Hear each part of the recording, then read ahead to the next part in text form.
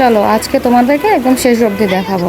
এই যে আমরা পুজো টুজো করে একটু ঝর্ণায় বসেছি, স্নান করে কাপড় টাপড় চেঞ্জ করে এখন আমরা রওনা দিয়েছি বাড়ি যাব। তা এখান থেকে আবার হাঁটতে হবে, অনেক দূর হাঁটতে হবে। এখন আমরা সবাই মন্দির থেকে বেরিয়েছি, একটু রাস্তা একটু ভালো, তারপরে প্রচুর আবার কাদা আছে। আমরা ড্রেস চেঞ্জ করে নিয়েছি, যেহেতু ওখানে ঘর ছিল। আমরা সবাই ঝর্ণার জলে বসেছি, স্নান করেছি, ফটো উঠেছি। আর বৃষ্টিও হচ্ছিলো, তো পুরোই ভিজে গিয়েছে, ওই জন্য আমরা কাপড় চেঞ্জ করে নিয়েছি। এখনও কিন্তু লোক আসছে, ওই দেখো। তো আমরা এই যে রাস্তায় বেরিয়ে পড়েছি। এখন আর যাওয়ার সময় বৃষ্টি হচ্ছে, হাতে সব কিছু নিয়ে নিয়েছি। আর এখানে যা পিছলা, সবাই খালি পিছলে পা পিছলে পড়ছে। এই যে দেখো রাস্তা, এই যে আপ থেকে ডাউন নামতে অনেকটাই কষ্ট। আমি এক কোণা দিয়ে যাচ্ছি, ও বন্ধুরা এক কোণা দিয়ে যাচ্ছে, মা এক কোণা দিয়ে যাচ্ছে, সবাই আলাদা আলাদা। মানে এইখানে কোনো জায়গায় কোনো ধরনের সাপোর্ট নেই যে তুমি একটু পাটা পিছলে গেলেই কিছু একটা ধরে একটু স্টেবল হবে না। স্টেবল হওয়ার একটুকু মানে কোনো ধরনের প্রসেস নেই।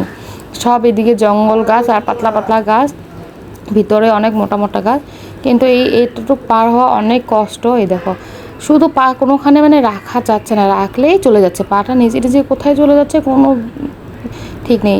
ওরকম করতে করতে বুনুও একবার পড়ে গিয়েছে, এত পিছলা।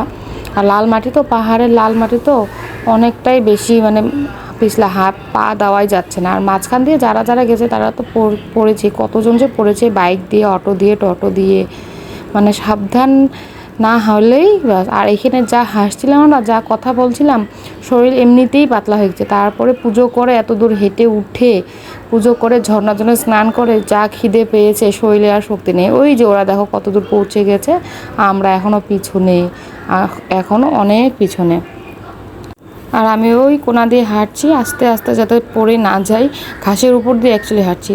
তারপরে এই যে আমরা এসে পেলাম গাড়িতে উঠে এখন যাচ্ছি। আমরা এখন একটু এখান থেকে বেরিয়ে, একটু ভালো রাস্তা এসেছে, এখান থেকে বেরিয়ে যাব হোটেলে, কারণ বড্ড খিদে পেয়েছে, একদম পেট খালি সবারই। সকালে জাস্ট খালি আমি তো চা খেয়ে এসেছি, বুনু কিছুই খাই নাই, না খাইয়ে এসেছে ও। তো এখান থেকে আমরা ডাইরেক্ট একটু ভিতরে যাব, মানে এখানে একটু ভালো রাস্তাই আছে, অত খারাপ রাস্তা নেই। আর এই যে দেখুন ভিউটা, অনেক ভিতর খালি গ্রামের রাস্তা। আর এই যে এখানে এসে বসেছি, হোটেল অনেক খুঁজতে একটা নিরামিষ হোটেল পেয়েছি, যেখানে পেঁয়াজ রসুন নেই।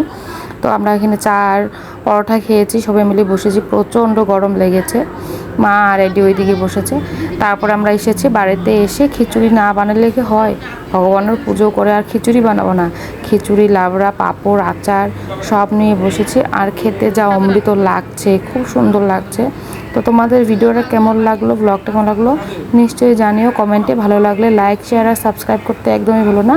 আর এইরকমই ভালো ভালো ভিডিও দেখার জন্য আমার চ্যানেলটা অবশ্যই সাবস্ক্রাইব করবে। টাটা।